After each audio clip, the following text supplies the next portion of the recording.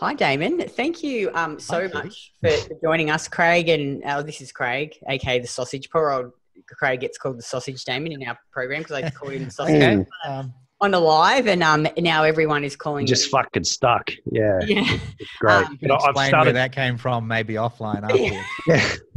So we've just there's a few different interpretations of that, but I got one. I've got I've started calling Kitty the Foghorn, and people are just like, oh yeah, that makes sense. But now that's kind of sticking, so we're kind of getting on an even playing field. So anyway, thanks so much for joining us again. We've just spent the last hour crapping on about strength training, and we love Damon, and he's really influenced Craig over the years, and really, really grateful to you, because I think if you haven't met Craig, and then I hadn't met Craig, I'd probably still be one of those women who was training 6 or 7 days a week, eating all the broccoli and binge eating on the weekend, and not looking like I wanted to look. Not looking like you do. Yeah. Yeah, exactly. Yeah. So we just wanted to get you on to talk about getting strong and really achieving that tone and athletic body, because a lot of the women that come to us, they want to look like me, that, and I'm going to use the word tone because that's what women understand, but the definition of tone is having well-defined muscles. Yet so many women like me continue to just flog themselves with cardio 6 or 7 days a week in an effort to achieve this elusive tone and athletic body. And can you just, Damon, talk about why cardio isn't going to help you look like you want to look? If I could, I'd answer it by talking about what is going to make you look the way you look, rather than doing the negative as always. Well, that's true. Let's start there. Because I think, and this will lead into this, when we get women to come into our program, we encourage them to eat more and, improve their energy and, basically improve their metabolism. And a lot of them do really well at that, and they're more consistent with their nutrition, and they eat more and they start to feel better. And then they go, but Kitty, I don't look like you yet. Like, what's going on? You've told me what to do. I'm eating all the food. I'm being really consistent, and I'm training, but I don't look like you. Yeah.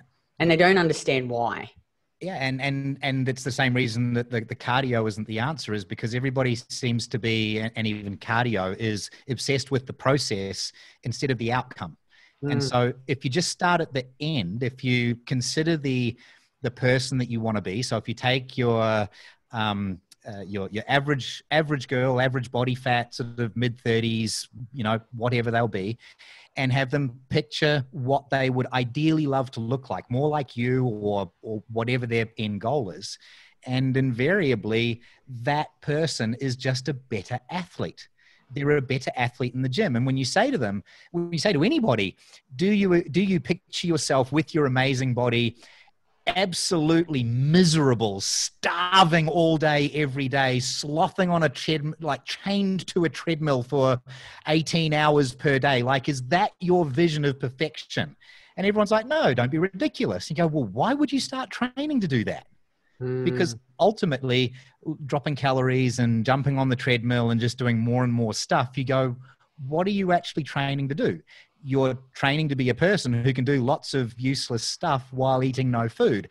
And your body will happily oblige, but you don't need to have a good body to do that. And if you look at all the people with terrible bodies who don't eat very much food and spend lots of time doing really lazy exercise, that's good evidence that, a human is able to walk for many hours per day on virtually no food and look absolutely terrible, because why would you need a lean, muscular, toned body in order to do that?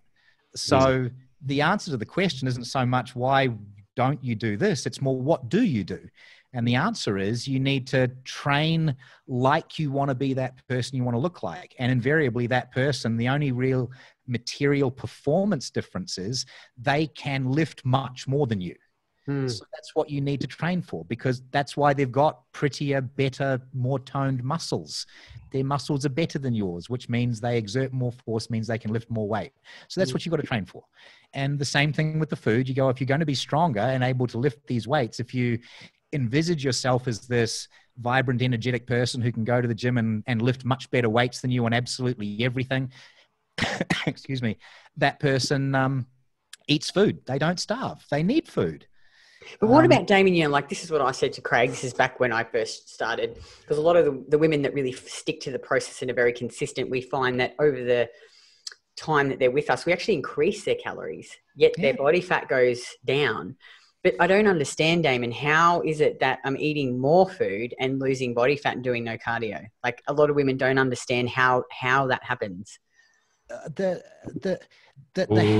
ask the mechanism question. No, not the mechanism. What are they exactly right. It's like the how doesn't matter. You can predict the outcome just logically. You go, if you feed the body, you know, good clean food, and you do good quality training, that you make performance improvements, you're training your body to utilize the food effectively and become a higher performance machine.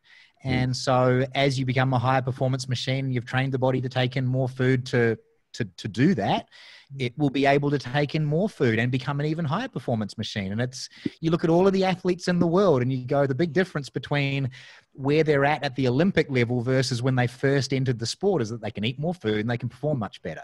And it's exactly the same with the gym. So the big problem with the cardio is that you just need to step back and go, well, what are you training for here?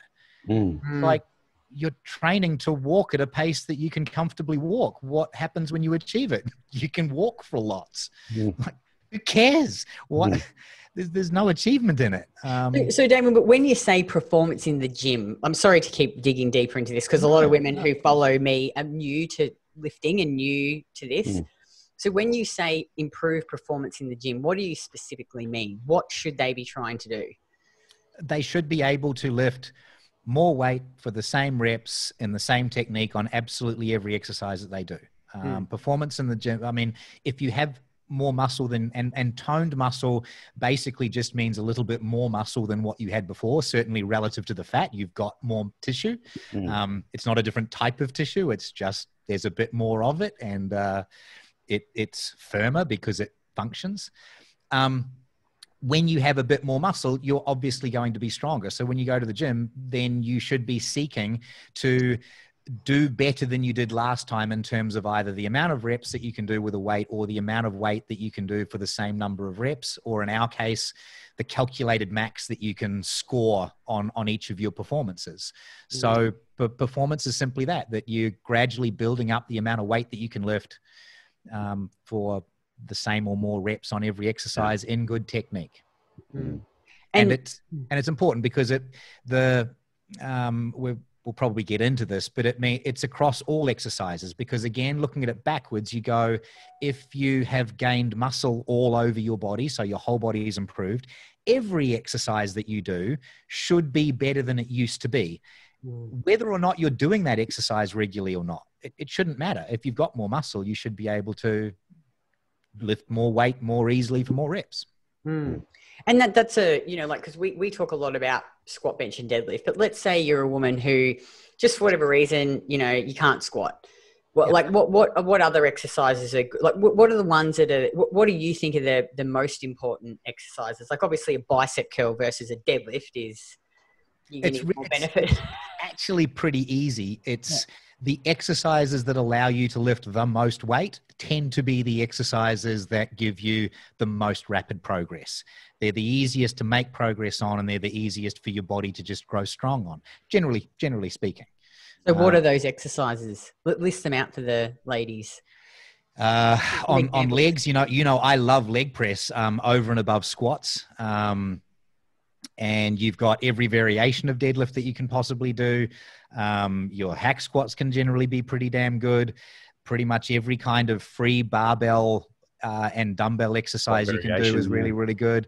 The little single joint exercises and particularly cable exercises or anything with a band is basically a complete waste of time. So exercises like tricep kickbacks or concentration dumbbell curls, the things that you can't lift very heavy weights on tend to be the exercises that you're not going to make much progress on ever. And probably shouldn't be bothered with very much at all. So we're looking at it from a point of going, look at the actual movement pattern you're doing. So in, a squat movement, you're doing the same, hip and knee extension flexion in a leg press, the same with a hack squat and whatever.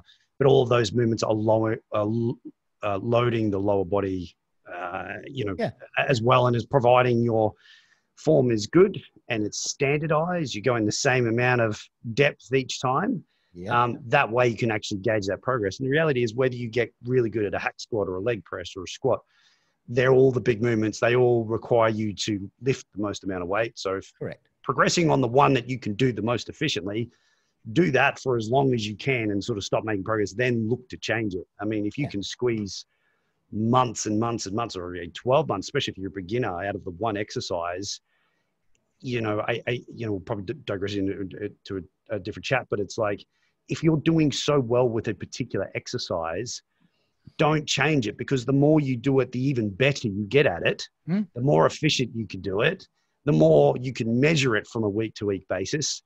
And it's like, if you only made progress, if I only made if I only had to do like 3 fucking exercises and continue to get stronger, I'll be like, awesome. I don't have to worry about anything. So would you say then that it's bullshit about, like, I hear some other coaches saying, oh, but you need variety. You need to be working all the different angles. And what do you think about that? Actually, just going back to what Craig said, one of the critical, the assessment that I make on the quality of any given exercise is, does it translate across other exercises? So the thing that I love about bench squat and deadlift, and you guys love as well, and the sport of powerlifting loves about them, is that you can't bullshit them.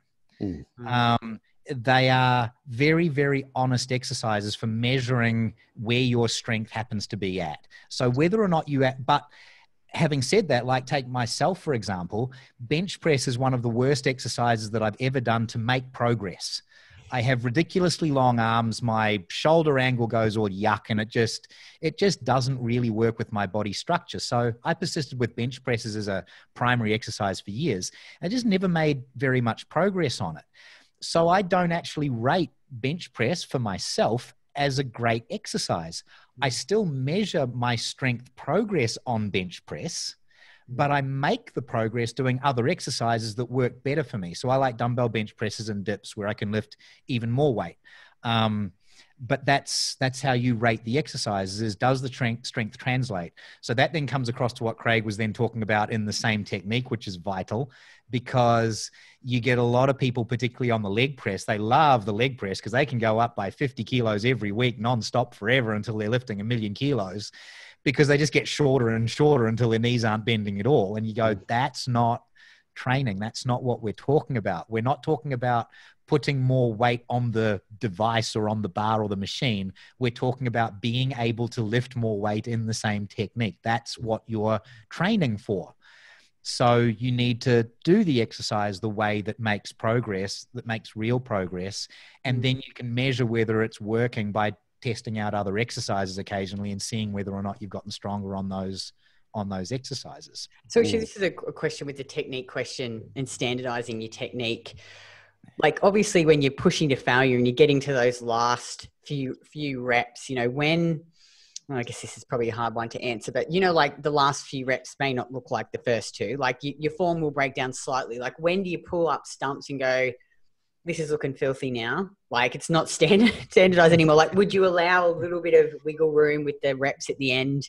Yeah, absolutely. Because the interesting thing is that the vast majority of exercises in the gym, there's no such thing as it's only really on your shoulder presses and your bench pressy type exercises that you can go, there's a real failure point, because it's like the weight goes down, it ain't not coming back up again. There's nothing you can do. Yeah. There's nothing that you can do. Yeah. You can always do an uglier rep of a bicep curl, and you can always do an uglier rep of a lat pull down or a row, or even a leg extension, leg curl, leg press. There's always an uglier rep that you can do.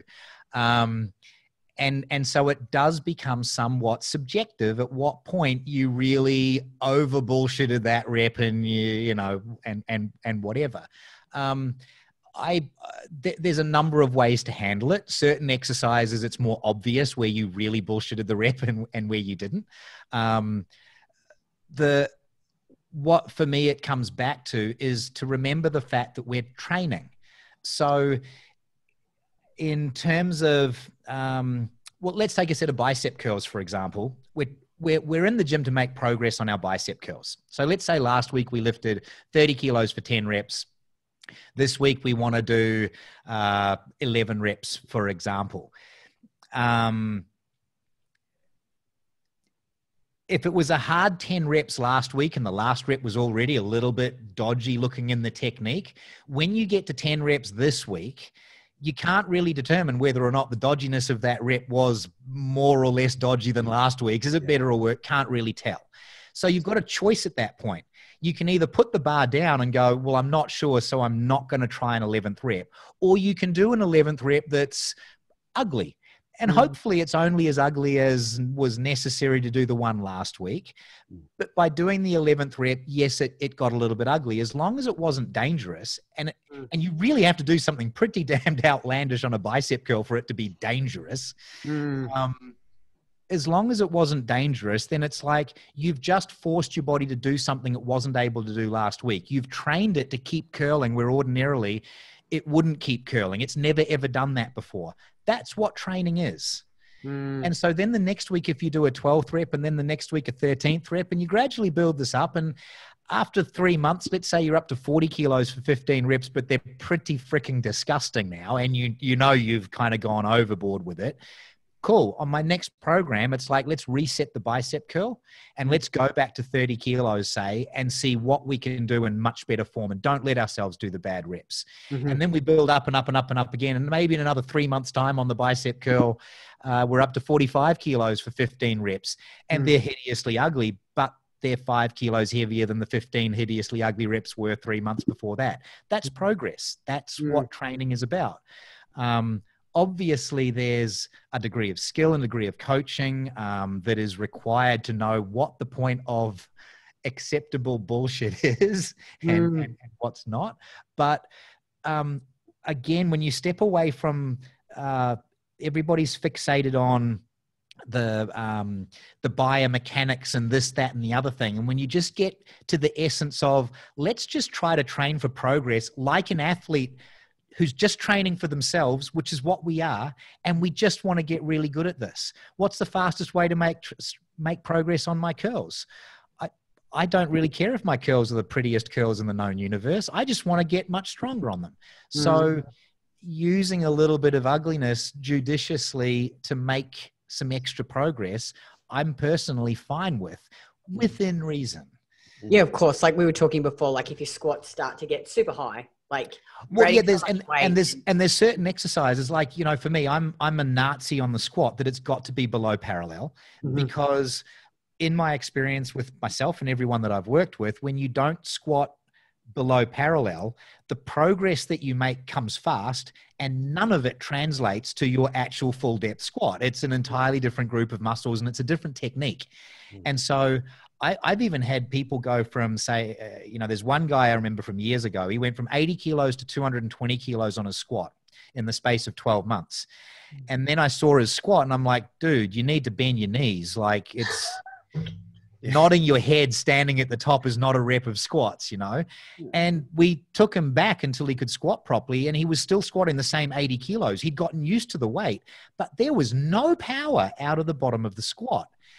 And his legs hadn't developed. And that translates to my own progress. When I very, very first started training, I built my squat up to 130 for 8 reps pretty damn quickly. And the instructor was the same thing. He's like, nodding your head while standing under the bar is not doing a squat, dude. You need to bend your knees. And he took my squat from 130 for 8 back to 90 for 1. And it was a grindy, maxed out, oh my God, this is hard. A few months later, I was back up to 130 for 8, and I'd put over 2 inches on my thighs of muscle by squatting properly. And this leads on to the next question. So that going through that, and this might sound like a simple question, but for the women who are listening, so why is I know the women will hate the idea of putting 2 inches on their thighs. Yeah. I was a 56 kilo little skinny guy with little stick legs. So please, and yeah, if you're getting to 130 for 8 reps as a 56 kilo female, then you're doing very, very well. So it's important then to go through the full range of motion. Well, that's what I found, is that on certain exercises, bench presses, for instance, I find that going through the full range of motion, if a person has a long arm like I do, the excess rolling in the shoulder actually means they make no progress, which is what I always experienced. And if I shorten down the stroke and I tuck into the lats, which won't mean much to most people who are listening, but if I shorten the stroke to the range of motion my shoulder is good with, then I can actually make progress on a bench press. So I do bench press when I'm training. I never bother touching my chest because I never make progress and it just annoys my shoulders. If I bench press about 3 inches short of my chest, because I've got very long arms, then I make progress. And then after I've added 20 kilos to my bench press in the short range, I can take 10 kilos off the bar and I can touch my chest with it. I've made 20 kilos of real strength progress, but I don't actually train the movement the way that I'm going to do it to measure its progress. Squats are the opposite. Squats change. If you don't squat beneath parallel and use that spring out of the hole, then the progress just isn't real. You can add more weight to the bar, but you don't find that your legs get any stronger and they don't get any more toned and they don't look any better. And neither does your ass. It all happens. The magic happens in the squat when you dip into to proper depth. Parallel. Yeah. So, you know, we talk a lot about this in our program too, is that, you know, actually, because I think sometimes, and I've done this as well, I could go into a set and I'm not really focused, you know, and the difference between when I'm really That's a bad idea.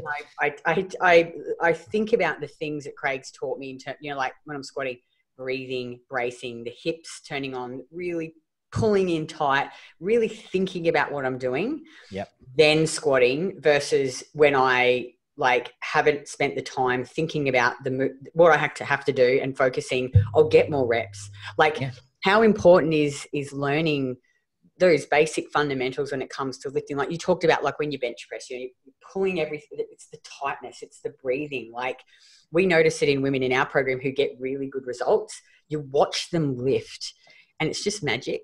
Yeah. Like, you know, like we said, we watch you. It's crucial. It comes back to what I very, very first said. It's about training to be the athlete that you want to be. It's about training like you actually want to be a person who can do that thing. And for me personally, it's always that if you're going to spend the same amount of time in the gym and you're going to be doing the same stuff anyway, and it's going to hurt anyway, wouldn't you just make it good? Wouldn't you just do it properly? Because it makes all the difference in the world.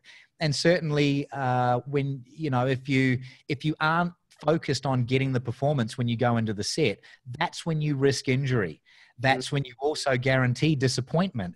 Everything's bad about it. So learning to do it properly, but not in a contrived sense, learning to do it properly because you want to do it well, it should be part of anything that you do, you know?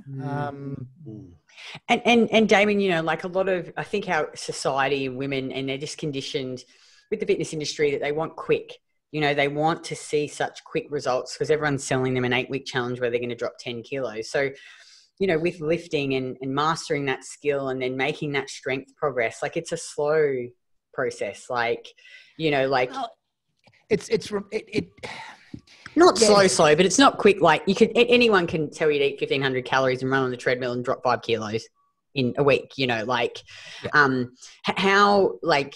how can women, because we struggle with this sometimes too, is helping them switch their mindset to, okay, yes, I've got that goal of I want to be at 150 kilo calculated 1RM, but what are all the tiny little steps I've got to, like, just show up to the next session and aim to be like good at the lifting and just get the numbers that are right in front of you. Because if you can add a kilo every week, you know, to your calculated 1RM or whatever it is, in a year's time, you're going to be looking amazing, you know, like it's getting that mentality.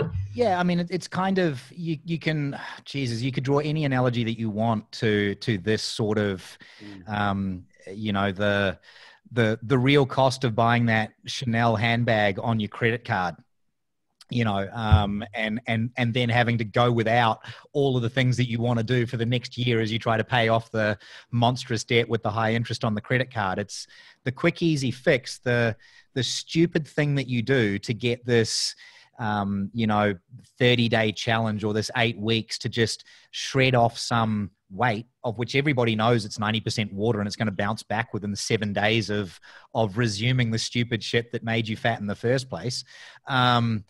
It's a completely different, you're buying a different product to building a better body. So building a better body, it's like ultimately you will go massively further in the next 12 weeks after your 12-week challenge, and you'll keep it that much easier without any of the suffering, and you'll be able to continue going further and further and further, and you won't need to go through another stupid 12-week challenge detox stupid thing again. It's a different product. You know, and you've got to make up your mind what you want.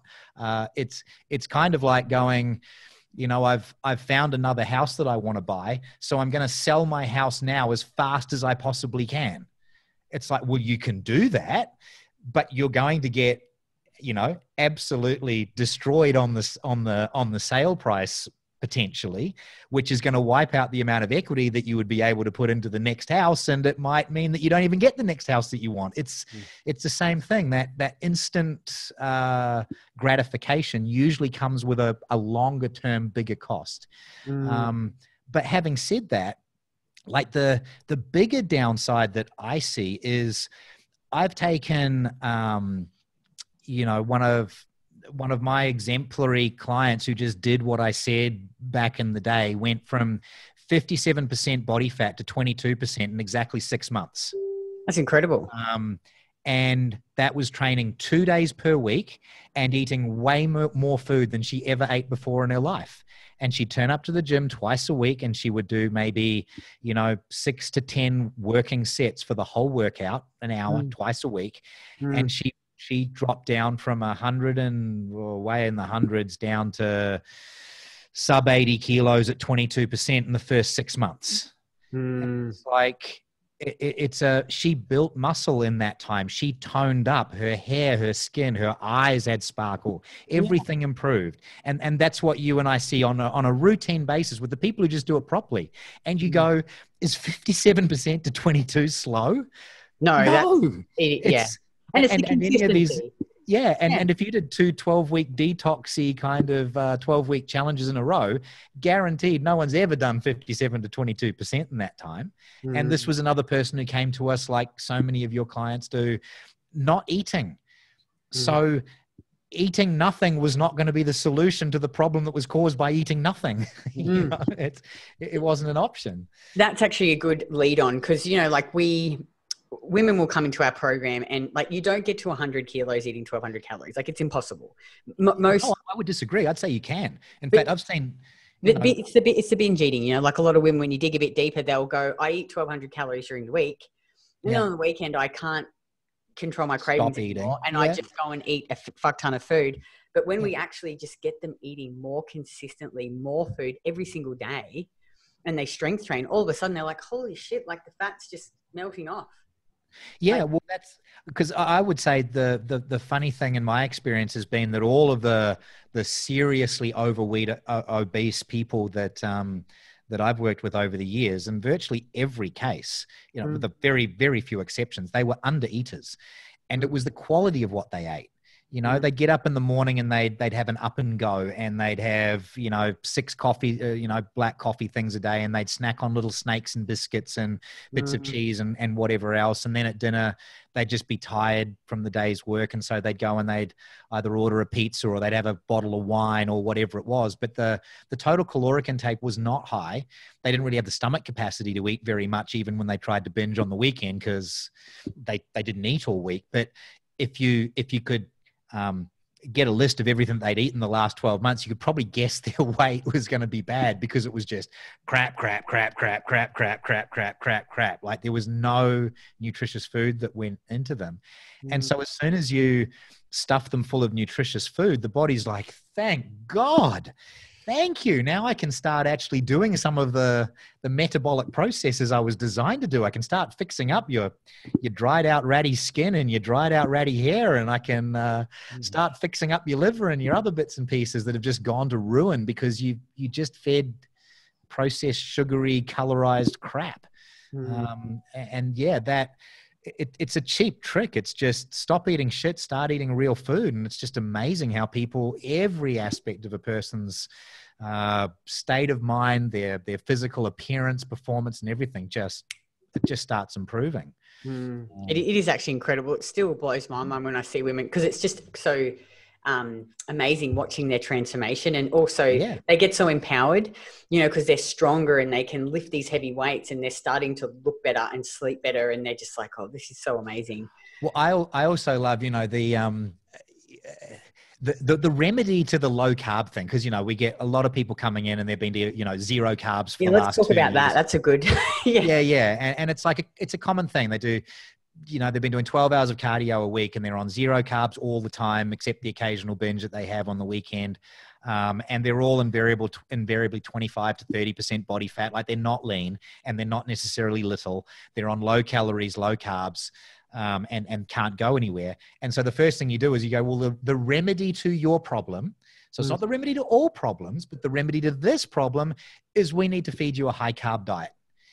And it's like, here's what's going to happen.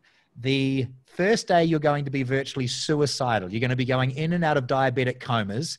And by the third day, you're going to feel like you're completely pregnant. Your stomach's going to be sticking out and you know, careful driving your car because you might fall asleep. Not seriously, but yeah. But it's awful. You'll be bloated. You'll be tired. You'll be up and down energy. You'll go a little bit loopy and then, you know, diabetic coma again. But in 7 days, we're going to measure you. And I can almost guarantee you will be lighter and leaner than you are today. And it would be a 95% success rate that happens on. And they're like, I don't understand. I feel so fat and bloated and all the rest of it. It's like, give me another week. Look what happened. You're lighter and leaner. And within a week, it's just like, I feel fantastic. All my energy's back. I feel lighter. I feel leaner. My clothes are fitting better. And it's like, you can fix the mess if they push through with the appropriate treatment for the condition that they created. And it's staggering. It's virtually every client that I've ever worked with. It's just, I can't eat all the food. 7 days later, lighter, leaner than they were a week ago. Yeah.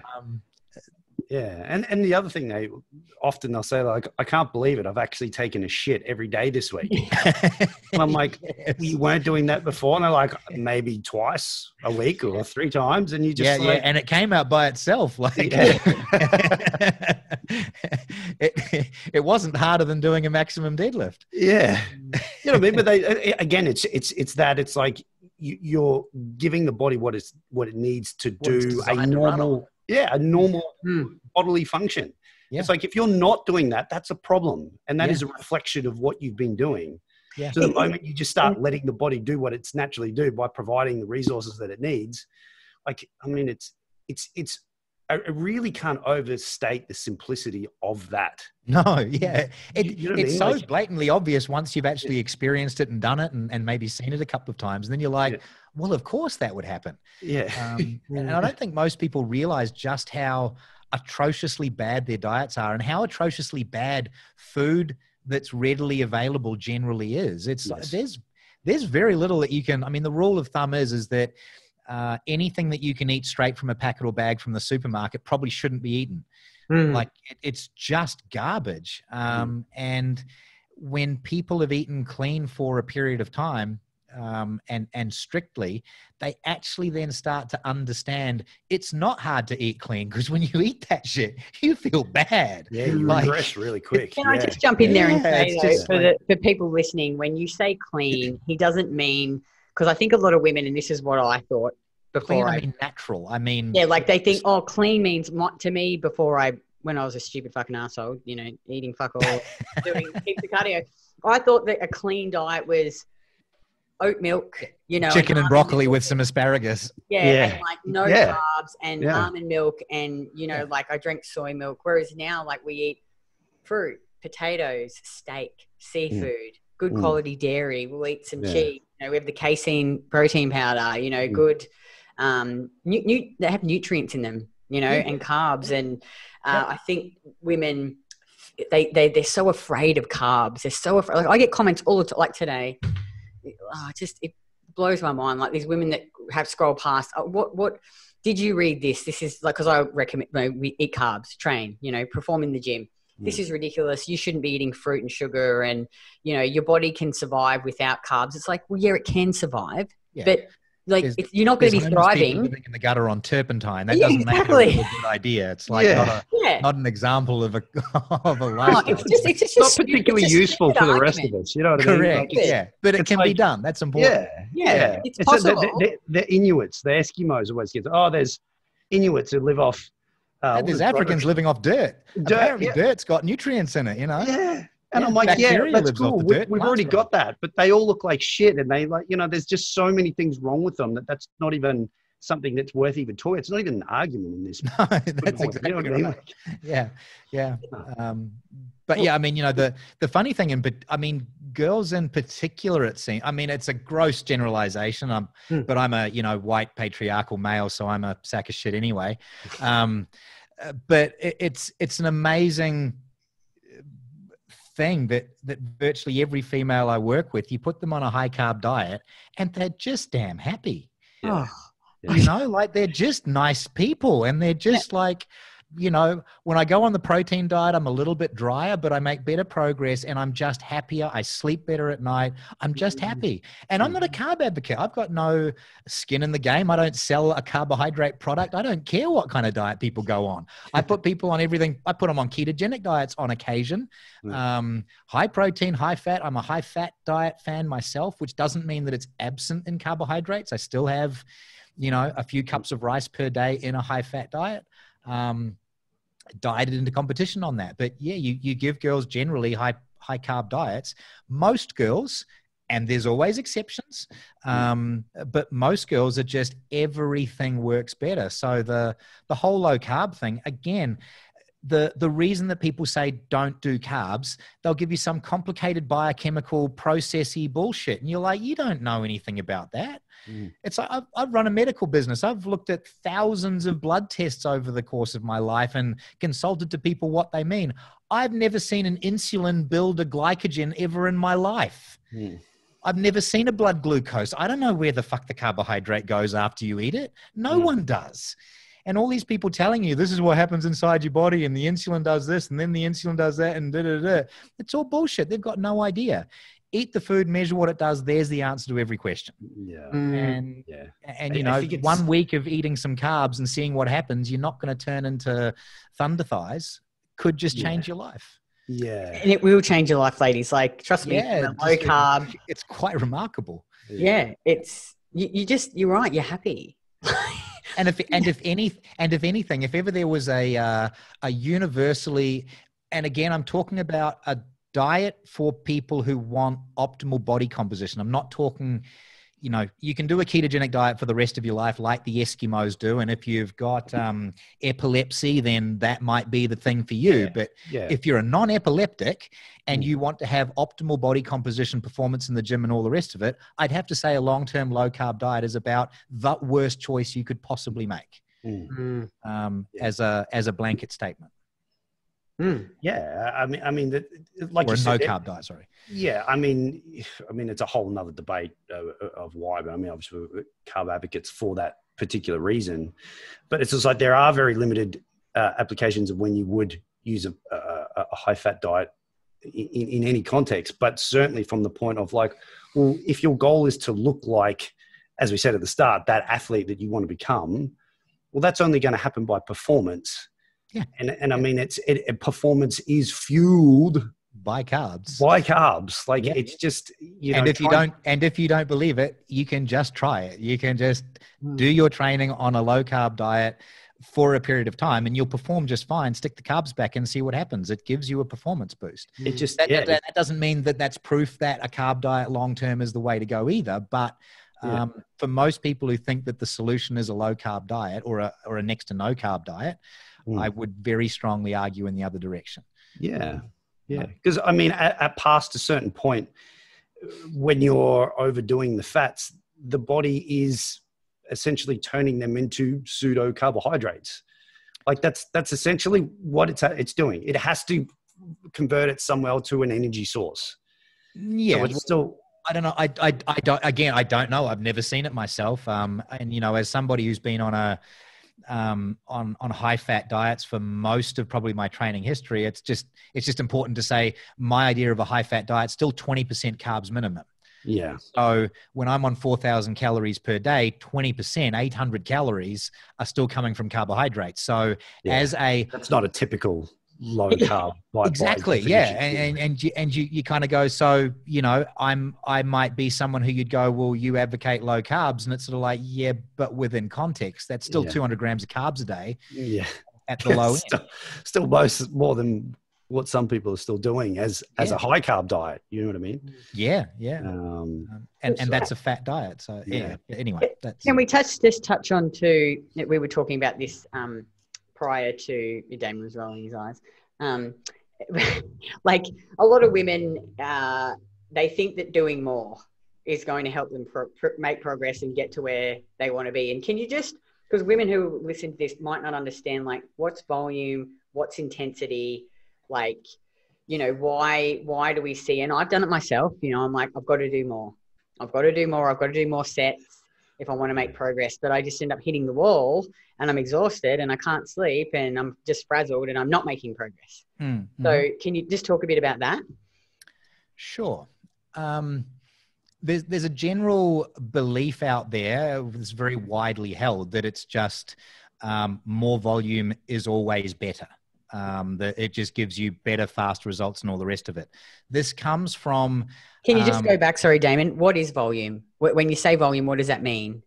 Look, the way I look at volume is that it's the total number of working sets that you would do in a week, let's say, if you want to define it that way. It's the amount of work. How much amount work of stuff that you do. How much work you're doing. Yeah. That's right. Yeah. So frequency, you can look at two ways. It's how often do you go to the gym, or it could be how often do you hit that body part. It's up to you. But volume is the amount of sets that you do of stuff. And generally speaking, there's a very, very strong promotion that more volume equals more results to a certain degree. And there's certainly a belief that you must do a reasonably high amount of volume in order to get any results. This tends to come from two places as it relates to weight training sort of stuff. The main one is that the philosophical belief that all training progress or strength progress comes from the skill. And it makes sense that anything else that you're trying to develop the skill for, the more you practice, the more rapidly you should be able to acquire that skill. It becomes more second nature. So that's kind of where that originally came from. And then you got to understand that the science is generally let's measure and test what people are doing and see what happens and compare the same quality of work with high or low volume, which happens to be a very low quality of work. And we'll try it with high volume and low volume. And, oh, look, the studies show that high volume is much better. And you go, yeah, well, if you do lots of shit, that's better than a little bit of shit. But it's the doing the shit that I would argue is probably the problem.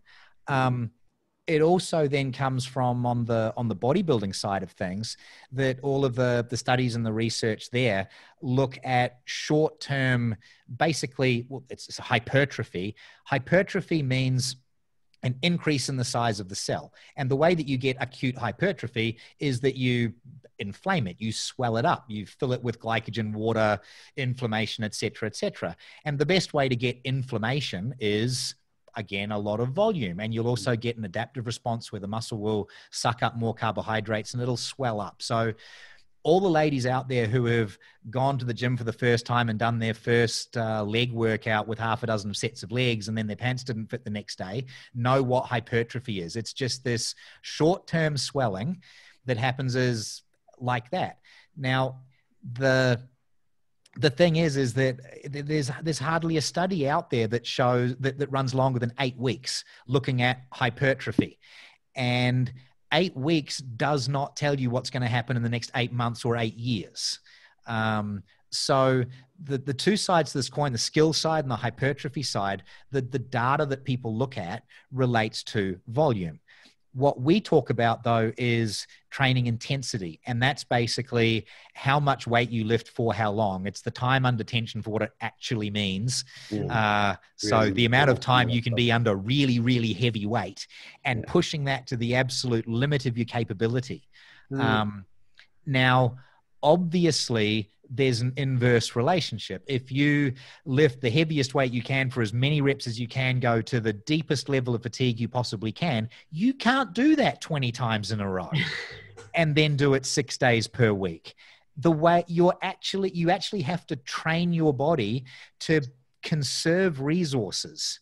So when you do train for 20 sets per workout or 40 sets per workout and all the rest, you're training your body to not expend all of its energy on one really good high quality set, but keep that energy available so that you can do repeat effort, repeat effort, repeat effort, which must be at a lower level than if you trained the body to put everything into one set. So that's fine, but you've then got to ask yourself, well, which is better? And to my way of thinking, I go, well, let's go back to our original philosophy, which is look at the end goal and then work backwards. The only thing I know about the athlete that I want to be is that that person can lift more than me. One set. I don't know how many sets they can do. It doesn't seem relevant. If they have more muscle tissue, they can exert more force, they can lift more weight than me for one set of 10 reps. So that's what I should train for. And when I train to do the very best quality set that I possibly can, I don't have the, with squats and deadlifts and the hard exercise, I don't have the psychological desire or willpower to do, third, fourth, fifth, sixth set with that same level of intensity. So no matter what level you look at it, whether it's the psychological level, the physiological level, the energetic level, you have to make a choice between I either train to do lots of lower performance shit or a little bit of really high performance shit. And the outcome that we want is the ability to do a very little bit of very high performance shit. Therefore, train with high intensity, lower the volume, lower the frequency, and then measure that your performance is going up.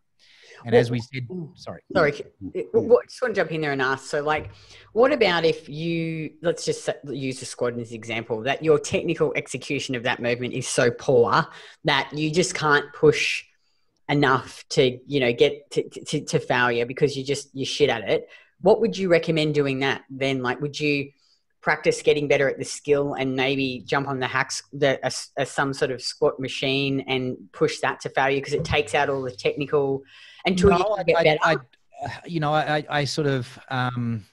I would say get better at your squat. A human being should be able to crouch and stand up.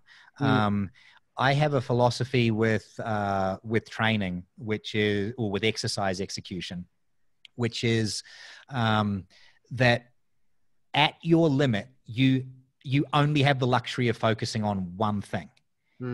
And everyone I've worked with, it's a case of distilling down the exercise, putting them in the position to make as many aspects as possible take care of themselves so that they can focus on the one thing that connects in their mind and makes them do everything else right. Because if the solution that you've been given to your squat is you need to do this, there's 25 things you need to think about all at once while you're doing the squat, you are never going to squat properly. It needs to be distilled down to one thing. And in order to get it down to one thing, the things that I will use are, you've got to change, this will get misunderstood if I say it, but let me just say it and I'll qualify it. You've got to change the less relevant aspects of the squat so that the person can get the overall shape of the squat perfect. Okay. So what I mean by that is very often my tricks for getting a person to squat properly, most people try to squat too upright and that causes all of their problems. Their weight goes forward, they go on their toes, they lose their balance, they can't get to depth, they hurt their knees. Every problem most people have with squats is because they probably don't have the perfect structure for squats and they sit too upright with their back. So I'll tell them to look down, round their shoulders, use a low bar position, walk out semi-bent over, and to put their chest between their knees. And I'll probably put their feet out a little bit wider and turn their toes a little bit more. And it's like everything breaks every rule you've ever been told about how to squat. All of your head up, chest up, bum out, sit down. Nah, let's do the opposite.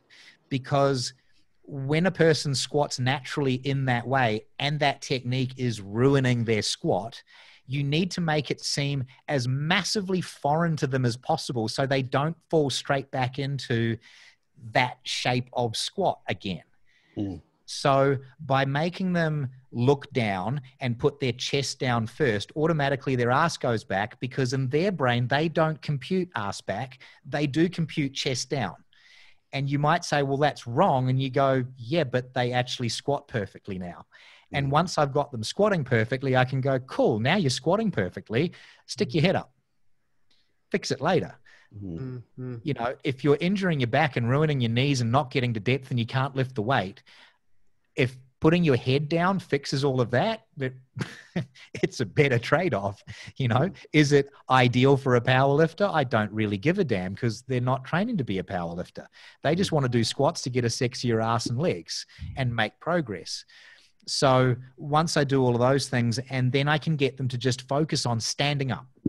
And it's just, I want you, you know, when I'm teaching a person the squat, I'll start them at the bottom and I'll just go without the bar, sit to the bottom of a squat in the position that we want to get to. Now look side on in the mirror at yourself.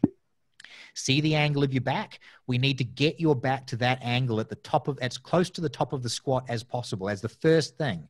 So then once your back's at that angle, you can just leg press yourself. And you get them thinking about the whole thing differently and then focusing on one thing. And what that one thing is, I'll get them to tell me, I'm like, that one was perfect. What were you thinking about? And they'll say something weird like, you know, I thought about, you know, lifting it with my back. And it's like, cool, I don't care. If that connects with you and makes you squat perfectly, then lift with your back.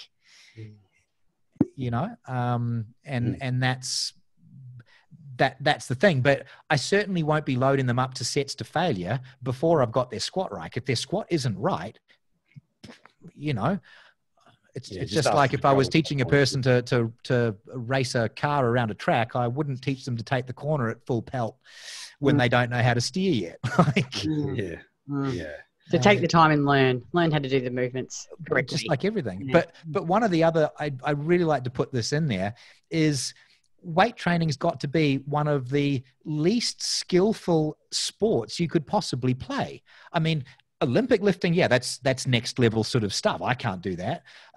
But crouching with a bar on your back and standing back up, I mean, compare that to a golf swing. It's not very freaking complicated. So if you go to a coach and this coach is like, oh, we really need to spend the next 6 months getting your squat right, tell them to fuck off. It's a crouch. It's not that hard. They should be able to teach you, and you should be able to do a program perhaps where you do a bit more volume and you can practice your technique and get it nailed down. But it shouldn't be a case of going, you are unable. And what I'm meaning is there are coaches saying, you can't train yet. We need to work on your technique for 6 months before you're allowed to start trying to lift heavier weights. And that's just bullshit. You should be training from day one. So I think it's kind of you know, like for us, and you know, the way we program, and we've kind of spoken about this before, it's like I'll do the volume with those big movements because they do need the practice, but then it's just like straight after that you're going to do leg press. Yeah, and that's where the stimulus will come from. Correct. We'll do the skill work and then the stimulus stuff. Yeah, and that's how I'd handle it as well. Yeah, it's like from a training point of view, and I'm talking about the strength building side of things. It's like, I mean, I might do it a little bit differently, where it'd be like, I want you fresh on the leg press, bust out your 1 to 2 sets to all out failure. That's what we're trying to progress on. Now we'll do the squats. I hate the word ancillary, but it's, you need to learn to squat. So we're going to go and do some squats. Some stuff after that. Yeah. And that squat I would expect would improve their leg press too, as they get more of the feel of how to actually engage all of the different muscle groups that the squat engages, that a lot of people miss out on the nuances on the leg press from the start if they haven't experienced how to squat properly. So it's all important learning stuff. I've also got, like, you know, you take an exercise like lateral raises, which I use as an example, you know, with dumbbell side raise for anyone who doesn't know. And it's, it's a pretty useless exercise, really. If you did lateral raises all year long, you won't really lift very much more weight at the end of the year. If you did only lateral raises for your shoulders and you did no chest presses or shoulder presses or any other kind of shouldery exercise, guaranteed your chest press and your shoulder press won't have made much progress. If you did no lateral raises all year and you just did chest presses and shoulder presses, at the end of the year, you'll probably be able to lateral raise twice as much weight as you could at the start of the year. So lateral raises aren't a great exercise for contributing to real proper strength gain on the big stuff that matters. And therefore they don't make much difference to the shape of the physique in a wholesale big kind of sense as well. Yes. Yeah. But you should still be able to do them properly. Yeah. At some point they need to be trained, because a human being should be able to raise their arm to the side with a weight in their hand. Now, you know, there's always a way to fit that into a program eventually. It should never be a focus. I'll often use it when a person's injured and can't do big exercises. Like, this is when we have to focus on littler exercises. But you should be able to do every exercise in the gym proficiently. It needs to be trained at some point in time, but that doesn't mean that it should become the focus of your training as a general rule. Yeah. Interesting what you said about like Craig and I have talked about this too, that the women that really do master that, like at least the squat and the deadlift, like the bench, maybe not, but it really, you can see it carries over into the other, like when they're leg pressing, like, you know, slow and explosive up, like really locking in tight. Like even I think about when I'm doing the leg press, I go through that same setup as what I do. Exactly the same movement. Breathing, the bracing, you know, and it is amazing how much more you can get out of it when you just focus and get that technique right. You know, when I'm teaching people when I teach people squat, I say, think about it like a leg press. It simplifies it in people's heads. You go, how does the leg press work? You've got a foot plate and you're in this position and you go down and you push the foot plate away, push the ground away. It's the exact same movement. But then when they're in the leg press, I'm like, it's exactly like a squat. In a squat, would you stick your face on your knees, rounding your back like this, and hunch yourself right over and take your knees to your forehead on every rep?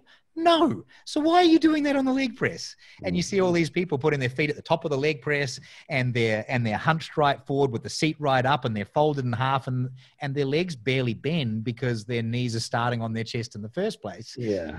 And you go, no, it should be more like a squat. It should be chest up, you know, use your lats to lock in like this. You need to stick your bum back as the first movement. You pull your thighs into your belly and you drive off in the same way that you would do a squat. There's nuance to everything. But anyway. Oh, look, is there anything else, Craig, that you want to ask him that we haven't covered? I think I just wanted to add on to that point before. It's the I guess the investment that you put into, you know, learning the skill. And as Damon said, a skill of learning how to lift, you know, it's not the same as, you know, being an awesome fucking tennis player or, you know, or a basketball player. There's so much more complexity and so many more things going on. It's relatively easy, but the investment and the time that you put into becoming a really good executioner of any of the lift, by default, you end up doing less overall work because the quality of your set becomes so stimulating that you're just like, I can keep extracting more reps out of this set because I can hold myself tight and I can get into range and I know what I'm doing each time. That you, after one set, you're just like, man, maybe I could do a second set, but even then, why would I need to if I've hit a PB? And then you kind of start gauging your success on measuring apples with apples. Execution's good, form is good, standardized. And I'm just focusing on, well, this is better than last week. And if this is the outcome that I'm getting from a week to week perspective, then it's just like, it's almost, well, it's physiologically impossible for you not to change. But you can only get to that point when you've put the time into actually understanding those things that are going to allow you to execute it well. Yeah. Because you know what I mean? Like it has to be, you know, and I think that's probably one of the biggest things that I see certainly with a lot of our clients. They go to the gym, they set up their phone and they record, because we give them the feedback. They send the videos in and we give them the feedback. And it's just, you can see them when they set the phone up and they get under the squat bar and whatever, and they do it and they just go, and they just drop into it and they do it. Each rep just looks completely different, whatever. And they just go, I just don't know why I'm getting my squat. It just feels kind of crap or whatever. And it was like when I used to, way before this time, when I was working in the guitar shop, you would ask people, they'd come in, they're like, oh, I want to try that guitar. And you'd go, yeah, do you play? And they're like, yeah, I play. And you would hand them a guitar, and just the way they would hold it straight away. Yeah, you straight away. You've got no fucking idea what you're doing. Yeah. Do you know what I mean? And it's just like, there's this thing that comes about. It's like, you have to really be wanting to be good at the skill. Yes. Yeah. If you get good at the skill, the training should ultimately just take care of itself, because you become so good at it that your ability to push on a step-by-step basis is just so much better.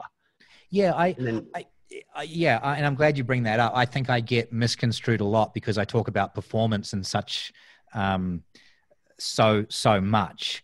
Anyone who's trained with me, you know, Craig, it's like I'm pedantic about technique. Yes. Yeah. But I'm pedantic about what matters on technique. Yeah. Using your basketball analogy, saying, you know, about there's less skill in basketball and things like that. You go, a basketballer needs to practice how to shoot the perfect 3-pointer. They need to know how to actually bring the ball up and shoot.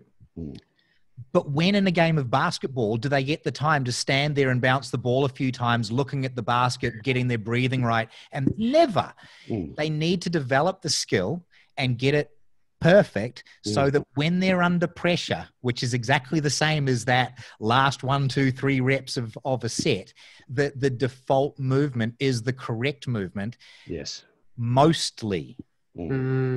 You know, and that mostly comes down to the focus, which is what I said at the very start of the interview, that the whole thing comes down to, you need to want to be that athlete. The NBA basketballer wants to hit that 3-pointer and knows how to shoot the basket. When you go into that set, like you just said, the person picks up the bar, they step out, and then like, and you can see their head's not even in it. It's just like, you know, oh, here we go. Here's that awful thing. Let's see what it does to me. They're not trying to get a performance. They're just rolling a dice. The mastery of the technique will come as you develop. You need to master it to that level early on. Practice it in the warm-ups is where I believe it gets done. So if I'm going to do my, you know, I said it before the interview, I think it was, about my squats. And it's like, I'll squat only once per year these days, and I'll go up to 240-ish kilos. It takes me 11 warm-up sets to get there.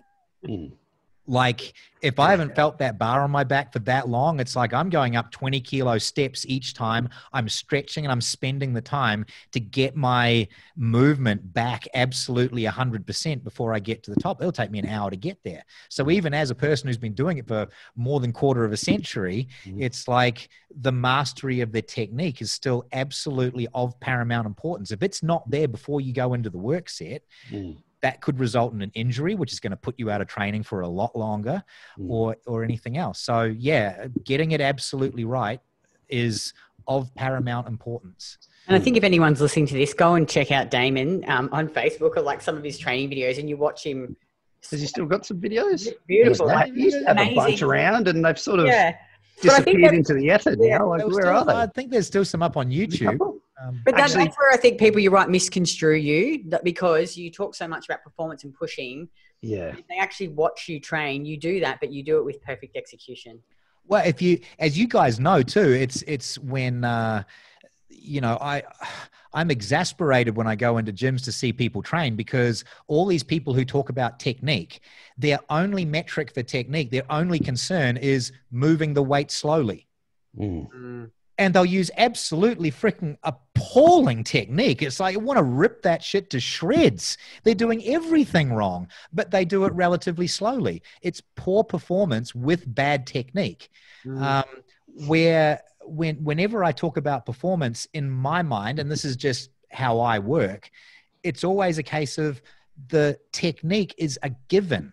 Like, in no activity can you reach the highest level of performance possible with slapdash bullshit technique. Of course you've got to have good technique. I didn't squat 300 kilos in the competition at 98, with just hoping it went well and just dropping from the top and hoping it bounced back to the top again. It's like the technique is absolutely a vital part of it. But if you're focused on the performance, that's how you get there. If a person doesn't actually give a shit about what it is that they're trying to do, they won't give a shit about the technique either. And if they're not using the technique to get the performance, the technique doesn't matter. So you get all these people who are real technique Nazis these days, and they're preventing people from performance because they're fixated on technique. And to my way of approaching it, like I said about the bench press before, where when I'm training bench press, and for a lot of people I work with, I say, don't touch your chest. If you've got a big chest and short arms and you're going to be a world champion bench presser, the bar will hit your chest and you'll still do all of the things that I teach are important on a bench press. If you don't have that structure, which most people don't, it can be disadvantageous. You can make much faster progress not touching your chest. Is that bad technique? No. Is it correct technique? It's training technique in my mind. It's training for constantly improved performance using the best damn technique to get that performance improved. Well, I guess it's your goal. Like if you're competing in powerlifting, obviously you have to touch your chest. So then you would train specifically for that. But we're not training women to be powerlifters. But like I said, I've set Australian records in powerlifting where I haven't benched for months before the competition because I just find it a shitty movement for my structure. And getting strong, my technique for bench press is adequate. But if I train my bench press, my skeleton just doesn't like the movement. So I was better off getting very strong at pressing, and then I could go in and I could touch my chest and do it. It's something that I've argued to a lot of competitors. A lot of people doing powerlifting now got into training because they wanted a better physique. They wanted to look good. And then again, they get stuck into the religion of the powerlifting that seems to have come along with that. And they think they have to sacrifice the physique in order to be good at the powerlifting. And it's just a nonsense. You don't need to, to be competitive in it, you don't need to copy what your competitors do. You train for the most muscular physique you can have. You will be the strongest you can be at that body weight. That's the definition of what makes a good powerlifter. So I think, so just jump in. I think that is something I'm probably am seeing a bit more, or certainly some people that I've sort of spoken to who are in that are sort of realizing more is that, they're doing all of these sets of the competition lifts. And they're like, my elbows hurt and my fucking shoulders hurt and all this sort of stuff because I'm doing them so often. And then it's just like they're forced to take a break. So they're like, well, I'm just going to do the thing. I'm just going to train like a bodybuilder. So they go, I'm just going to do one squat, which is my top set for a heavy set of 3 or 4. And then I'm going to go and leg press and lunge and do all this sort of stuff. And they build this muscle and get really strong. Yeah. And then they kind of go back to it. And they only focus on this really small period leading up to the competition of 4 weeks of where they do it a bit more. And they end up hitting their PBs, and they've done it in a completely different way than what they've done before. And they're like, well, maybe there's something to just training to be a better athlete. And not having to destroy the joints so much, and it's funny because it's a lot of these things are already sort of strength coaching 101 sort of stuff at the top level of sport. They go, use the weight training to make a person strong, use the sport training to turn them into the athlete. You don't go and practice a golf swing with the cables because you'll just fuck up their golf swing. You actually give a golf player bench press, squat, deadlift, military press, and bicep curls, and then they go out and they do 400-yard drives. Because you just made them strong, and then they practice golf to be good at golf. And it's the same thing. It's legitimate strength training. It's going, the better body that you want is stronger. The stronger body that you want is better. Eat and train for the two things to get how. I think too, women, I always, most women don't, we hear a lot of women with kids, so they don't have hours and hours to train either. They need to get in and out. They don't want to be training 5 days a week. Most women train 3 days a week. And I think, you know, like now, like like we were talking about before, I'm just amazed at how little training I can do to maintain what I have. Like, it's actually quite incredible. Progress. That's the thing. It's like, you know, throughout my training career, we've spoken about this before. It's like I'm busy at work. I've got a program written out for myself, and it's say 4 days per week, and I'm busy, and it's not right today. I'm not going to get my performances, so I'll put it off to tomorrow. I find I'm training twice a week or 3 times a fortnight, and that's how I became the strongest I ever got in my life. And then the problem is that I get excited because I'm hitting all of these PBs by training twice a week or 3 times a fortnight. And I'm just like, hell yeah, this program's awesome. I'm going to start training properly 4 days per week. And then all goes to hell. Strength stops going up. And then eventually the joints start hurting and things. And you just, everybody you put on less work, but higher quality, they just make better progress. But it still all comes back to that being focused, legitimately wanting to get to a level of performance that's way beyond you right now. You've got to have that goal out there and go, I want to lift these weights. And that brings everything else into play, because when you go to the gym, you've got that focus because you want to get there now, not in 6 months. I'm going to train like I want to be there now, and I'll let the weight stop me. And then next week I'll come back and I'll go a little bit further, but I'm always training like I want to do that performance that's physically impossible. And if you do that, then you'll find that you care about the technique, because you'll find that being focused going into the set, doing everything properly gets you a better performance. And the performance gets you the progress that gets you excited, that makes you go, hey, this is really, really working. I'm going to do that again. And the whole thing builds on itself like that. So would you, Damon, recommend then, because I like how you touched on that, is if you are like, you're a mum, you got a kid, it wakes you up at 3 a.m. I hate it. Yeah, it's totally Would you recommend that they don't train that day, that they wait until they've had some good sleep? And always. I always say it to my clients. It's like, you know, let's say you got your deadlifts once per week, your entire progress hinges on that set of deadlifts going up. If it doesn't go up, you've just lost another week. So you can either go in today feeling tired and feeling bad, knowing you're going to miss your performance and just write off the whole week of eating and training and everything else, or go tomorrow, hit a new PB, you'll be more rested, higher performance, you'll probably make more progress than you expected to make in the first place. How are you worse off if you've suddenly hit all new levels of performance by taking an extra day off? You're not. You just improve your body faster. One thing I just want to quickly touch on before we finish is consistency with nutrition. Now, if anyone goes and sees Damon, he'll say, you know, you help them build out a diet based on foods that they like, and, you know, they'll have the protein, carbs and fat goals, and then you'll say to them, you need to eat the same thing for 7 days. Yeah. Can you talk about why that you do that? It's important. It's purely to measure what it does.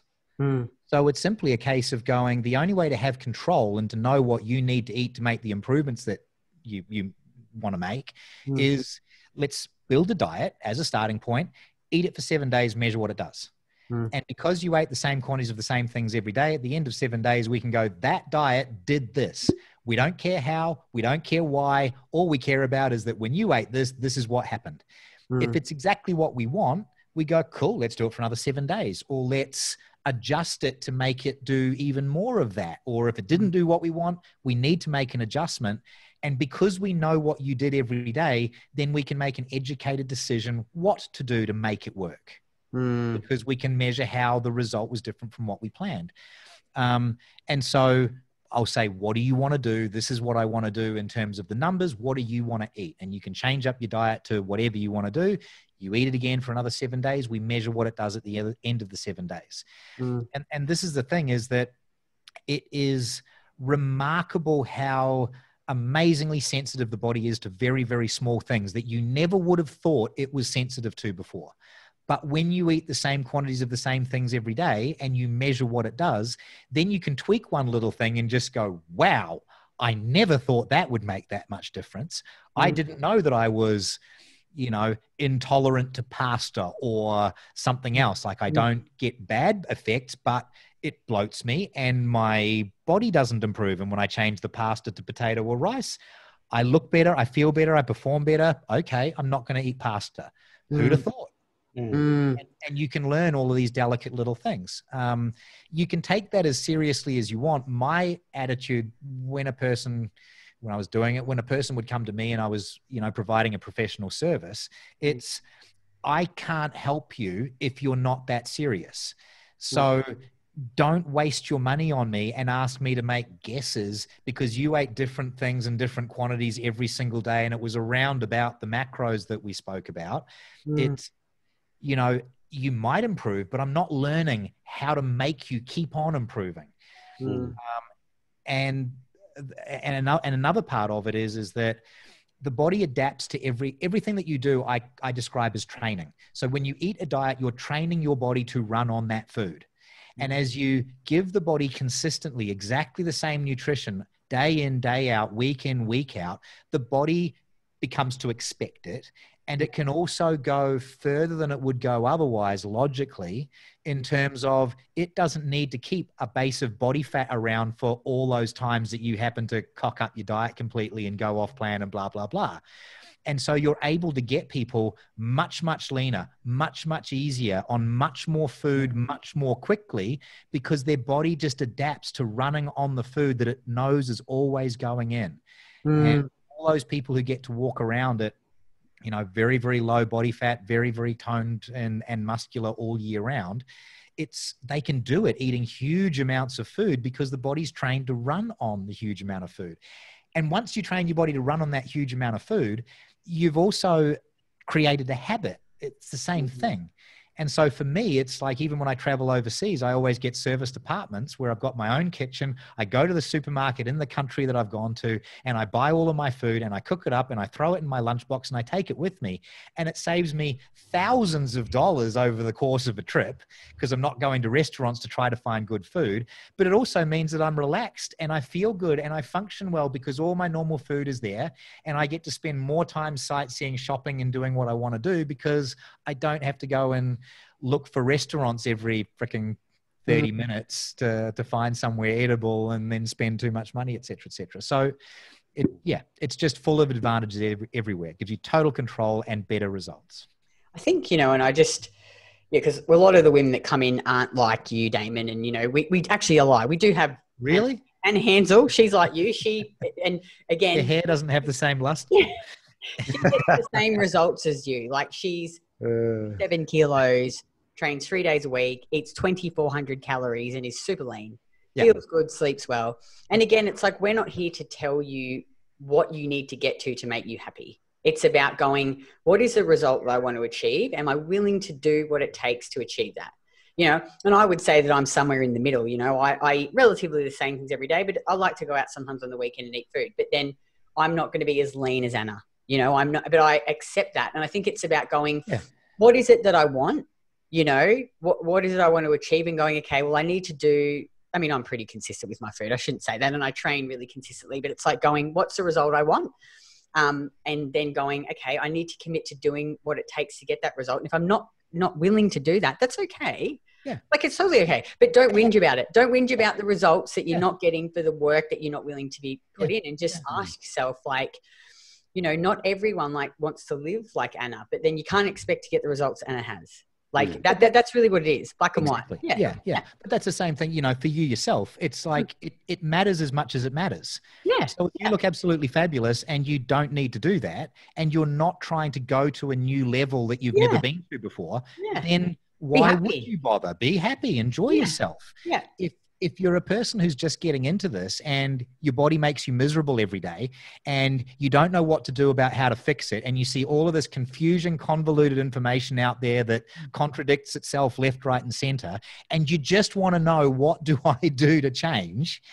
Then it's a case that you come to me or us and you spend several $100s per month for us to tell you. And if we say to you, well, you tell us what you want to eat. Let's build the diet together so it's exactly what you want to eat, when you want to eat it, and everything else. Can you eat this for 7 days, please, after you paid for it and chose it? Eat it for 7 days so we can measure what it does. Because then you learn how your body works and whether it works. And once you've done that for 7 days, we can make an educated decision what to do for the next week. We make some adjustments and you do it again. Invariably, everybody who does this, who comes off a more relaxed diet, makes improvements that are significant and visible within 7 to 14 days. And if you can get 3 weeks into it, you'll stop thinking about it because it's already become just I get up every day, I either prepared my food last night or I prepare it in the morning, and I go about my day, and now it's just normal. And it's not the huge discipline thing that everybody seems to think it is when it's different from what they're doing now. So if you just approach it as spend 1 week to learn how your body works, to try something else and try something out and measure what it does, then you can use that for the rest of your life going forwards. It's information about yourself. So if you, Kitty, wanted to go forward to the next level, it's like you would go back to employing that technique. Yeah, I'd have to. Yeah, because you can't. Yeah, exactly. And I think, though, like, I'd like to put in there that, you know, if you do want to get to where I am, you do have to spend time doing that. You have to, because, like, you have to build that base and that foundation. And, like, even though I don't measure everything exactly now, I still every day eat the same shit for breakfast.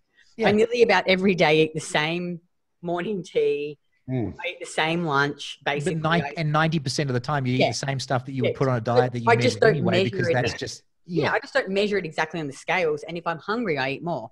Sometimes I'll go out in the weekend. Occasionally I'll have a drink. But you can't expect to do that stuff 90% of the time and get the result. Like, you have to build the habits and eat regularly. And but it's also a case, as everybody knows, that it's much easier to keep what you've already got than get what you've never had. Yeah. And you know what, you'll just feel better. Like, it's not even though I do it because I'm like obviously I like how I look, but I like how I feel. I like how I feel. I like to sleep every night. I like to feel like I've got energy. I like to not be thinking about food fucking 24/7 because I'm starving myself. You know, like I said before, it's like, you know, if I now was to go and eat, you know, a McDonald's meal, and I think all three of us would be the same. It's just sort of like, you just feel garbage. It's just such nasty shit. And the people who eat it regularly, they got no idea that that's what feeling garbage feels like. It's like, you never felt good enough for 5 minutes to know that that's actually bad.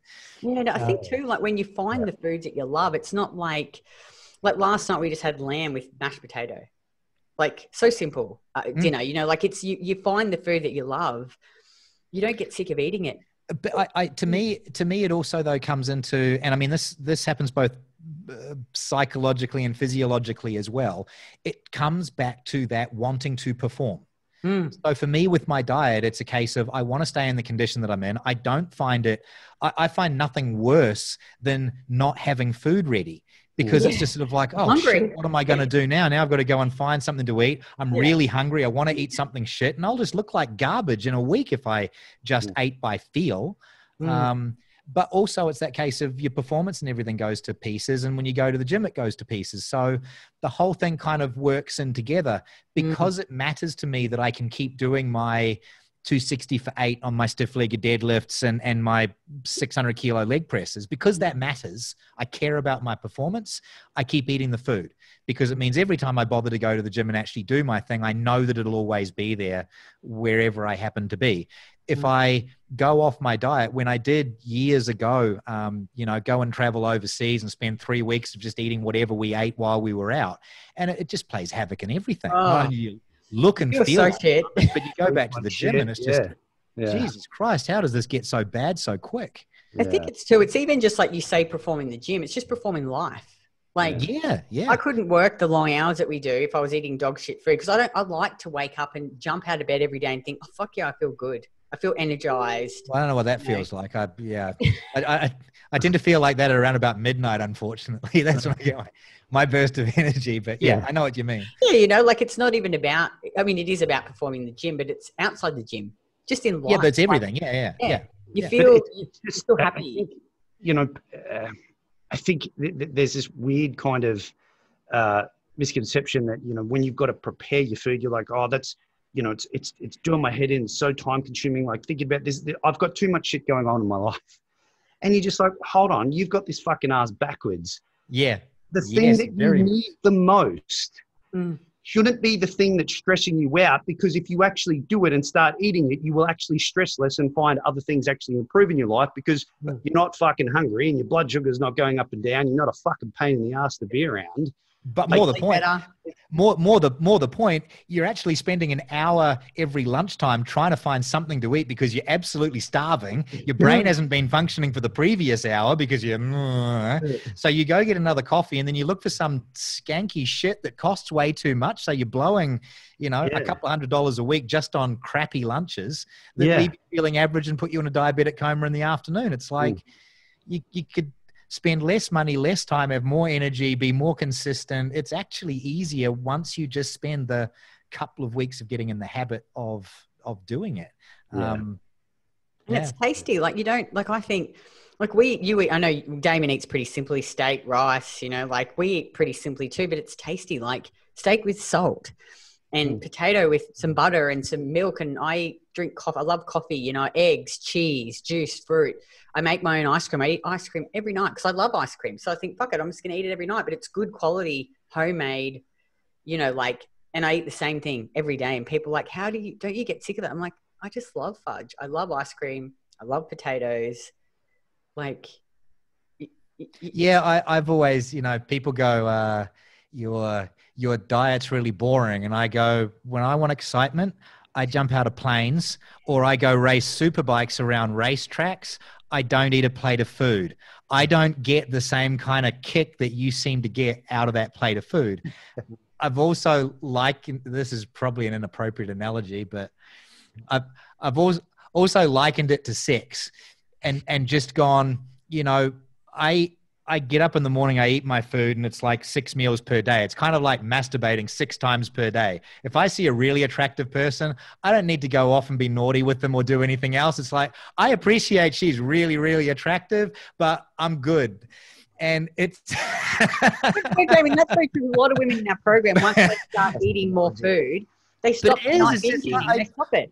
Yeah, I'm fully satisfied. I don't need to eat any shit. It's like, I eat what I'm done. I'm good. Yeah, and like you're masturbating 6 times a day. I mean, I'd be a bit chafed right then. I'd be, Yeah, I mean, you're probably not going to put in a great performance. You're overtraining at that point. That's why I only train 2 days a week. I'm pretty relaxed. But if you're a woman and you eat nothing all day, and you are going to binge at night, you will. Like I used to do it, and I'd eat packets of chips, pizzas. Like I'd eat shit, and I'd feel. Whenever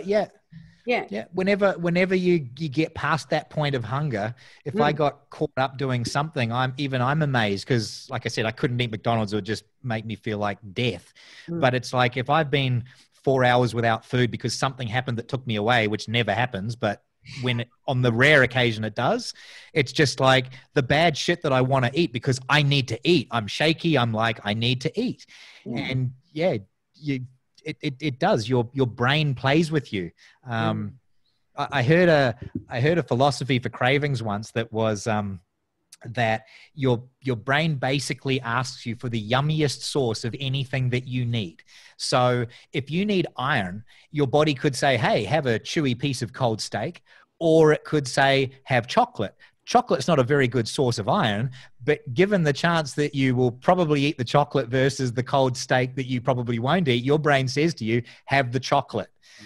And that's where you get these cravings. It's just, your body goes, I need whatever it is, and I'm going to tell you to eat the yummiest thing that you're most likely to be naughty with. Yeah. It just needs energy. It's like you've got no fuel in your body. Your body's going to crave. And what's the quickest digesting thing it can get, and you're going to reach for that shit. Yeah, but it's an interesting theory because it comes off like, when women get pregnant, the cravings just become bizarre. Things that they would they've never eaten before in their life. It's like, I feel like pumpkin ice cream. And it just weird shit. And this theory was that it's like your body just tells you to eat the yummiest thing that's going to give you what you need right at that point in time. And you won't even guess what it is, but it's just things that your body does. It's so if you get there first, and that's actually it's a really good trick for knowing whether or not a diet is good and it's working for you and it agrees with you, is that if you find yourself wanting to eat other things off of the diet, even though you've got your food ready, it probably means that the diet isn't right for you. And if that's just a really, really good rule of thumb. It's like something in there isn't working, change the diet. So true. It works. Yeah. Same with our clients. Yeah. And you shouldn't, like, now I don't get really cravings unless I don't eat. Like you say, if I get called away, I'm like, oh, I eat so badly. But to give you an idea, this is kind of interesting if you're a nerd like me, but there's certain lower thresholds of fats and carbohydrates that when you're eating a diet consistently, you suddenly start finding works. The lower threshold for fat in most people I've worked with seems to be about 10 to 15% of calories. In that, if I get a person's fat down to, let's say, 11%, but for them they need 12%, and it literally is this pedantic. It doesn't seem to be the grams, it seems to be the percentage to a point. But it's like at 11%, this person will be madly craving sugary food, chocolate, ice cream, all of those sorts of things. You bump in the extra 2 macadamia nuts that bump them over the 12%, gone, disappeared. And these are the things that you learn when you get people eating, absolutely 100% consistently all the time. You can actually even find little things like that. So, it could be a case for any of the people listening that you've tried a diet before and you just went, it was terrible, I craved all of these things, blah, blah, blah. The diet was just not balanced correctly for your body. It doesn't mean that entire type of diet's ineffective and can't work. There's subtle things. And again, that's why you follow a diet and you measure it. You see what it does. Yeah. And I think that's probably the biggest takeaway there is just like, choose foods that you enjoy eating, be consistent with them, measure the outcome. If everything improves, keep going. If it doesn't, find out why. It really doesn't need to be any more complex than that. I feel we can go down the rabbit hole so far with trying to understand things that are potentially going on, but as you said, we can't measure them anyway, so they're mostly irrelevant. And they're usually going to be fixed by you making the adjustment to the food that you probably want to eat anyway. Yep. One of my most basic principles I keep saying to people is just the only 2 variables you can play with is the food you stick down your neck and the weight that you put on the bar, what you do in the gym. If it's not working, the only 2 things that you can change are the food that you stick down your neck and the weights that you put on the bar. So all you need to worry about is measuring the food you put down your neck and the weight that you put on the bar, what it does to your body. If it works, there's the answer. If it doesn't, there's the answer. Anyone talking about anything else is telling you, ignore the weight on the bar and the food that you're sticking down your neck and start chasing unicorns. Like you can only, you either look at the food you eat and the training that you do, or you have to ignore the food that you eat and the training that you do and what it's doing. They're your only 2 choices. My best recommendation is just worry about the food you eat and the training that you do and measure what it does. All the answers are right there. Nothing else matters. Totally. Yeah, I've probably stolen that one and used that a number of times, actually. Good. It's, that was one of the lessons that I learned pretty early. Like, when was it? Back in like 2010 or whatever, when I met you, which seems a lifetime ago now, but it was that simple. And I think that's where the whole sort of spark kind of started for me. Was it's just like, you're complicating everything, because I do like to overcomplicate stuff. I'm my own. You all do. Yeah. And it's just like, when you just go back to keeping it simple, you just like, you just stress less, because you're like, these are the things that only matter. I'm only measuring those 2 things. Anything else really doesn't matter. And you can only affect those 2. Like, it always just comes back to That's right. So. Yeah. Even when you make up all of those stories about hormones and enzymes and biochemical processes that you know nothing about, it's still like, right, so what am I going to do? I'm going to throw out the diet that's been working really well to do a different diet that makes absolutely no sense. And I'm going to keep following it even though it isn't working. Yes. Because I'm worried about all of my biochemistry. It's like, it's just stupid, Measure your diet. If it works, it works. If it doesn't, change it. Funny, the women that, well, it's not funny, but obviously the women in our program get the best results. They just do the basics consistently. They eat the food, they eat nutrient-dense food, they eat enough carbs, they eat regularly, they do the training, they listen to their body. Like you say, if they're exhausted, they don't train. They get sun, and they get the best results. And there's other women, and you go down this rabbit hole of like every tiny little supplement and all this other shit, and it's just like,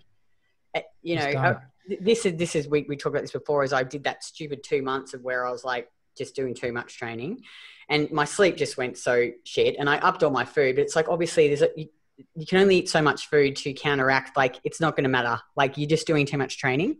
And I got right down in the nitty gritty, because I was like, I'm going to track everything. I'm going to track how much salt I'm eating to make sure. And because I was like, and then ignore the big picture that I'm just doing too much. Exactly. Yeah. And we changed my training program, like we talked about. Now I'm just doing 3 days a week. Like yesterday I did 4 sets, lower body. Oof. And I'm like, I had a great sleep last night. Yeah. And I'm just eating my normal food, like what I always do, with the same amount of salt. And it's, like, it's just, I think people, like you say, get so into the micro when they're forgetting the big picture. Like, are you overtraining? Are you too much stress? Not enough sleep, not enough sun, not eating consistently, like. And again, it all comes back to what we said at the very start, which is, if you're focused on the performances in the gym, the body will happen. But you need to actually care about it, and you need to actually want to lift these really good performances that other people are capable of. And as long as you do that, then, I mean, it still takes tremendous discipline. Even as the guy who, was the architect for Recomposer, it's like, it still takes tremendous discipline not to overcomplicate it, not to think that there's some other complex additional variable that's causing a mysterious outcome outside of the diet and the training. And ultimately you always come back full circle and just go, you fucking idiot, just change the training if it's not working, change the diet if it's not working, change the goal if there's no further you can go in that direction, given everything else the person wants to do. Just, yeah. Oh, awesome. We probably should wrap it up, because we've been going. Hold on. 1 second. Let's just. Let's show Damon the video of Damon training. Yeah, there. Yeah, so video. Okay. Let's see what was going. Damon there. Bit of a running commentary, because this was probably the video that I saw, and I was just like, I don't see people doing lunges with any kind of reasonable weight more than. And look, can I just say, look at that ass. Like, isn't it just ridiculous? Yeah, we found out that was back before asses were a thing too. Yeah, and that was, you totally nude there, right? Like, good hand placement. Like, I'm thinking it was good, wasn't it? Yeah. Well, we found out much later that was actually him in that picture. He maintained for a lot of years that it was a client. Not a client. It was just someone that I knew. Technically true. I wasn't lying. I was just. So 150 kilos. Yeah, Craig talks about this all the time, actually. Oh, it's fucking bizarre. So the way I do the lunge, the idea behind it is that it's essentially a one-legged squat. So if you cut out the back leg going back, you should see that the shape of the movement actually resembles a squat, and the bar travels vertically straight up and down. So the back leg is offering, obviously an amount of assistance, but it's primarily a one-legged squat. And because you can use so much weight and get that assistance from the back leg, it's like you make real, genuine leg progress that translates across to other exercises. Yeah. The cramping in the glutes and the destruction of the glutes with this technique is just epic. Well, that ass looks good. So I think, Craig, we need these in my program. I need a bigger ass. Yeah, we've done it before. And you're like, these are fucking too hard to get right. So that's legitimate failure. That's actually why I posted this video, was to just go, this is what training to failure actually looks like. Like, the technique doesn't really break down or change all that much. Yeah, it's right. It's consistent right to the end. Yeah. Oh, gee, they looked hard. It's first couple of reps of every set are really, really shaky. Yeah. And then you kind of get into it and you're right. But yeah, you got to find your rhythm on them. And you've got to kind of take them like more slowly than you would, but because you're on a single leg, the energy wastage, if you go too slow, is quite remarkable. The focus here is just on getting that number. I can't remember what I was trying to get to exactly. I mean, that last rep, it was kind of like, I knew that was a last rep, but it was just, I needed to do one more to even out the number. So, well, how many calories do you eat, Damon, a day now? I've just changed my diet recently, but most of the time for years and years, it's been around the 4,000 calorie mark. Isn't that incredible? Protein, 20% carb, 40%. You're just so lean, and you'd eat 4,000 calories. Just that consistency, incredible. Back when I competed, the lowest my calories went was the last two comps were. Well, the very last comp was 4,200 calories a day. And you did no cardio? No, of course not. No. Yeah. I think I was. I think I trained. I think I was up to about 4 days a week training. I might have hit 5 days a week, just one session per day. And generally going into the comps, even now, it's now that I've worked with more athletes getting into comp prep, it's the workouts actually get less going into the comp. So they might do more frequency if we need to. And by need to, I mean, if we need to push things along because we're not where we want to be yet, and we've already got to a certain level, then we might add more workouts on. But all we do is we split the volume over more workouts. Yeah. So, an entire workout for them might be literally one set of deadlifts, and then they might come back later in the evening and be one set of leg press, and it's lots of warm-ups and then one all-out set, so that they, because coming into a competition, they're depleted and lower on energy. We need to keep those performances up, and the only way to keep the performances up is by doing less but keeping the quality good. Yeah, that's a really interesting point, that it's you're not actually adding in more work. You're technically doing more volume because they're rested when they do that second exercise, because they might have done an AM PM, but you're not actually adding more work for the sake of doing work. We're like, let's just keep what's working. The goal of a technically cut is to maintain the muscle that I've got at this point. So we just manipulate the variable to maintain those performances. Correct. But not do it by adding in a whole bunch of bullshit. Yeah. And like I say to people, if you're a top level athlete and you've just squatted, 260 kilos for a set of 10 reps to failure on your, 2,000 calories. So you're absolutely destroyed. Yeah. It's like, really, can you possibly tell me that doing 5 sets of 140 kilo squats would have been better to that set, or that there's going to be any damn difference by going and doing 5 sets of leg extensions afterwards? It's like, you've done what you need to do. The body's been told very clearly, I need to keep every gram of muscle that I've got or I'm going to die. Go home, job done. And it works. We've measured it. It works. Whereas if you add more sets at that point, all that happens is the next time you come back, you're weaker, lost muscle, and now you've got to diet down to a lower body weight, which means lower calories, and the whole thing just spirals out of control. Yeah. And likewise with the aerobics, it's when the calories are already beneath what your body's adapted to running on, and your training frequency is up, so you're already kind of pushing the limit of what you can handle without losing strength or burning out, then throwing aerobic training on top, endurance training on top of a strength athlete who's got less food and more training happening already, you're just guaranteeing muscle loss, performance degradation, and then having to lower calories further to diet to a lighter body weight at the same body fat percentage. It's just, you would never do it. It's the dumbest thing I could possibly imagine. So even at the extremes of bodybuilding competition, I still go, cardio is meant for people dying of cardiovascular disease. You do not do it as an athlete of any sort ever. Awesome. Well, Damon, if people want to find you, what's your website? DamonHayhow.com, or they can go to Recomp.com to find out about the Recomp industry and registration-y stuff. And that is the software that we use. No, that's the registration. Sorry. The Recomposer is what we use in our program, but the ladies who follow us will know that. Yeah. Also check out his podcasts. He's got some good. Bit of a ranty old man getting stroppy, as the intro says, on those, which are quite good. So always informative. So that's good. Awesome. Well, thank you. Thanks so much, Damon. We really appreciate you taking time. Always love catching up with you guys. Doesn't feel like a podcast, just feels like catching up with friends and thinking about the stuff.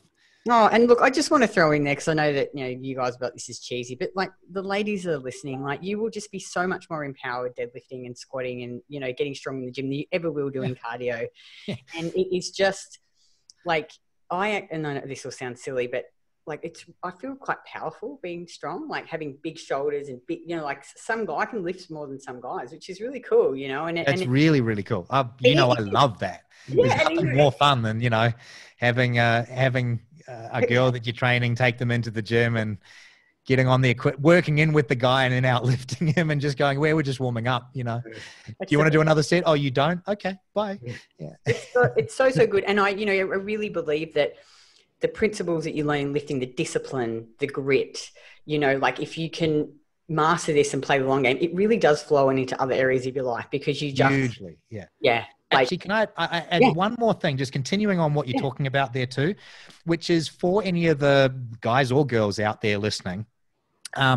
If you are looking at these aerobic-y activities that the trainers are doing, like the punching focus mitts in the park or something like that, go and do the real thing. Don't go and do a bar aerobics class. Go find a dance school, learn to dance. Dancing's awesome. You can get this, you will get a massively better result and have way more fun actually learning to dance than doing a silly bar class. Go to a boxing gym.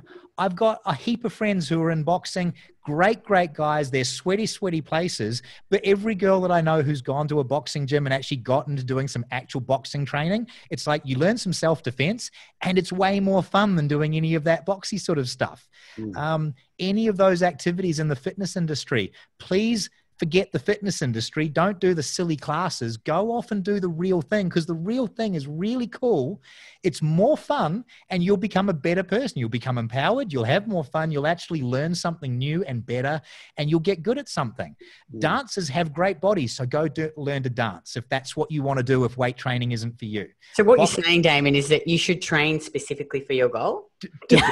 Thank you. Yes. So if you want to be a tennis player, go train. Go play tennis. Okay, cool. Yes. If you want to look toned and athletic and strong and lose body fat, go to the gym, lift weights. Yeah. Don't go run marathons to be correct, like a strength athlete. Okay, cool. Or if you want to do that, if you want to go walk on a treadmill, don't walk on the treadmill. Go and get a coach. Go and train for triathlon or for marathon. Like, do something real. It takes the same amount of effort and the same amount of time to do something that's actually good and significant as to do the little soft, fluffy version that's being sold in the fitness industry. Go live life, do real stuff, be an athlete. Master something. It's really rewarding. Yeah. So that's what I'm saying. What I'm saying is not even, I'm talking about weight training because we're talking about weight training. That's for this purpose, but it applies to everything else. You know, the point of cardio is to take all of those sedentary people in society and get them off their ass. And the only thing that they can do is walk because they're sitting on their ass. The next progression on from walking, if you can already walk, move on. You've already achieved health and fitness. Go become an athlete. There's great activities out there, and all of them will make you look better, feel better, function better, and get you massively better results than piss farting around in aerobics rooms anywhere. It's like, there's really good shit in life out there. Go do it. Totally. Oh, awesome. Oh, Damon, that was so good. Thanks so much. And you know, if you want to honestly go check out his website and watch more of his videos. You know, we love Damon. He's awesome. Love you guys. We'll have to get you on soon. See ya.